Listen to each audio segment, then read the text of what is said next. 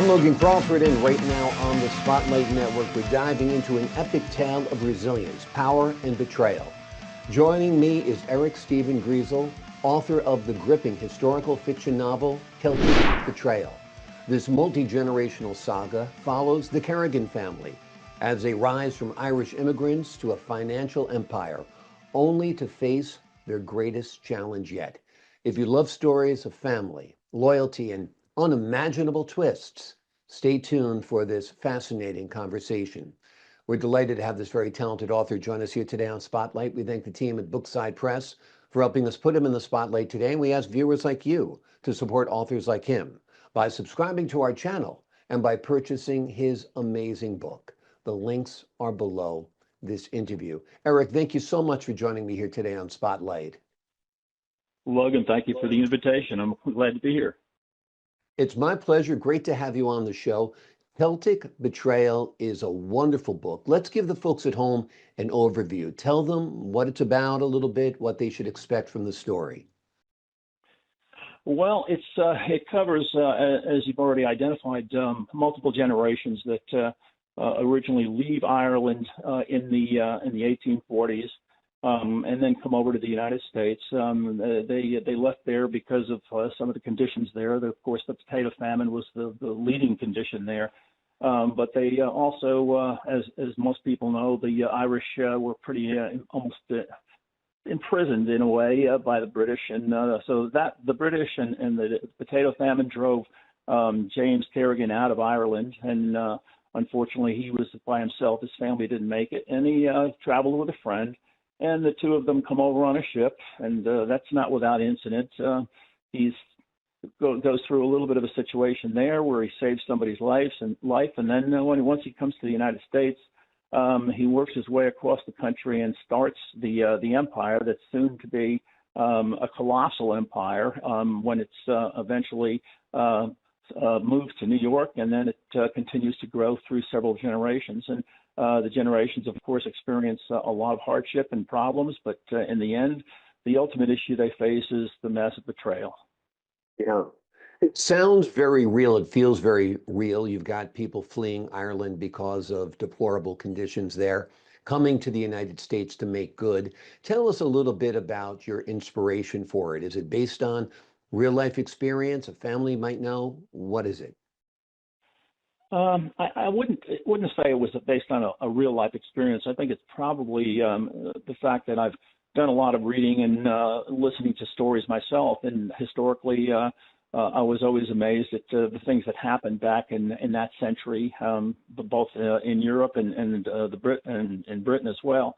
And when I decided to write a story, I thought, well, who would be the best potential people to base the story on? And if you read a lot about what happened with the Irish, they were quite they were really driven out of their own country for a number of reasons. Of course, the potato famine again was one of the leading ones, but they had about 5 million people in the 1800s that left their country, and that was for a country that probably didn't have at the time more than about 15 million people. So it was a massive remigration of people from Ireland and into the United States, and a lot of the good things that happened in the country were on the backs of the Irish folks. And so when I was looking for somebody that would be a really good character and that would probably win a lot of votes for people who say, oh, I really love James the best. I wanted to create a character that would just endear himself to the readers, and I thought by putting him through the situation that I did, it was something that everybody loved. And as I got input from people that read the book, and I would always say to them, "Who was your favorite character?"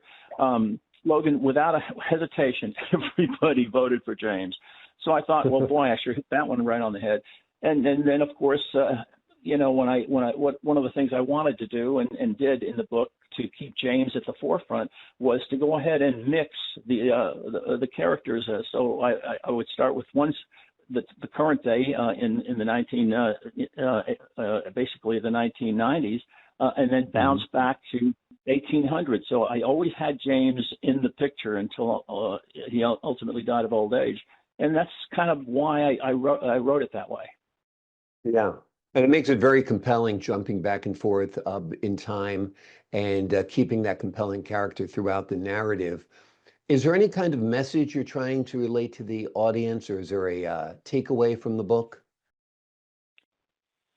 Uh, I know, I understand a lot of authors probably have a reason they write something, but my reasoning for doing that was a little different. And I'll just show you briefly why it happened the way it did.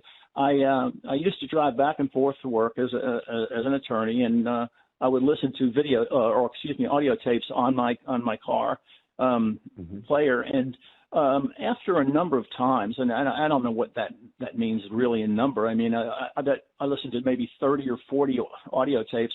I finally said to myself, I think I can do this.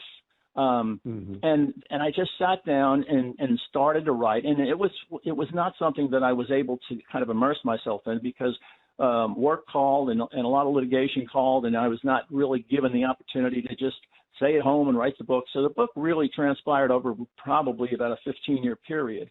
As I started with it, what I wanted to do was come up with a storyline that I thought would leave all the readers just hungry for more. They just couldn't wait to keep reading the book and didn't want to put it down. And so that was really the driver for me. There was no message that I was trying to impart to anybody. What I really wanted to do was just give them a great story, and one that they would just love to read. Yeah, well, you've done that. You've done that for sure. What do you think the elements are in a great story? Obviously, it's compelling characters, it's great settings, and your book has all of that. It also has this multi-generational epic feel about it. Kind of reminds me in a way of Succession, if you look at it from a cinematic point of view. What do you think the elements of a great story are?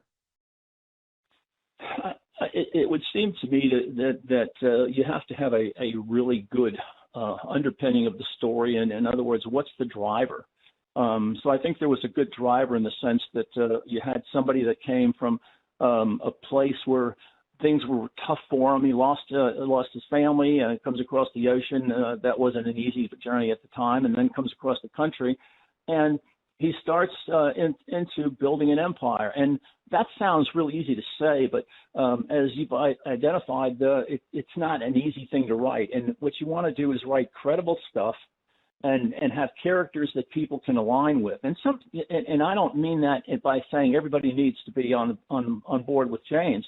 As far as I'm concerned, you could have a person there that's one of the villains in the story and still be hooting up a storm for him, and that's fine, because the book is there for people to pull out what drives them. But I think from what I've seen and heard from the people that have read the book, and we're only talking about maybe about 100 people that I know personally or knew personally that read the book and gave me their feedback. I think they jumped on board with James. They love to see somebody who started with basically nothing and just all the strikes against him, and then worked his way gradually. And there was a time when James had to start being the tough guy that he turned out to be. And so I think there was an acceptance of people that would see him do these things and understand why he did it the way he did it, and feel like, well, I would have done the same thing if my family were put in jeopardy like that. So I tried to create somebody that would be really he would win the love and heart of the readers, but at the same time, when he did stuff that was possibly questionable, they wouldn't abandon him and say, oh, I liked him until he did this. And that was what I was trying to get at, is find that person that would have that overriding, compelling saga of what he did in the book, that the people wouldn't abandon him. They'd still love him. Absolutely. Desperate times call for desperate measures, and I think people are well acquainted with that.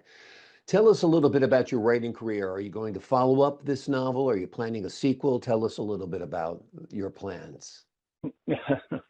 Well, the goal right now, Logan, is I'm about maybe 25% of the way into the second book, and because of what I've written in the first book, I've decided to kind of steal a character out of the first book and write about that character in the second book. So the second book is called The Assassin. And I'm not going to give away any secrets about the book, because for those that haven't read it, I don't want to go ahead and spill the beans. But I've taken a person in Celtic Betrayal, and I'm building a story around this individual. And there's going to be references in the second book to things that happened in the first book, but they're just fleeting. I'm not trying to do a lean-to on Celtic Betrayal. I'm just trying to do a brief nexus to connect the two. And we're going to run with that character all the way through. And it's not going to be the kind of lengthy book that Celtic Betrayal is. It's probably going to be a more of a normal 350-page book type thing. And I think it's going to be different, because we're not going to cover in that book all the historical things that we covered in Celtic Betrayal. But I think that the way the character behaves, and I think people will like the character. Of course, it's hard for people sometimes to like a character that's maybe a paid assassin, but I make her likable in the book, and it's up to people, to make their own decision. But we're going to start with that and see, and then if that does well and people still like my writing, then I'll come back and try to do a second piece to Celtic Betrayal. Sounds great. Sounds intriguing. Can't wait for Assassin to come out. It sounds like a wonderful book. Celtic Betrayal is indeed a wonderful book. It is a multi-generational saga that follows the Kerrigan family as they rise from Irish immigrants to a financial empire, only to face their greatest challenge. Yet it is a true page turner. You will absolutely enjoy it, especially if you love stories that involve love of family, loyalty, and unimaginable twists. Eric, thank you so much for joining me here today on Spotlight. Well, Logan, I appreciate the invitation. Thank you so very much for inviting me.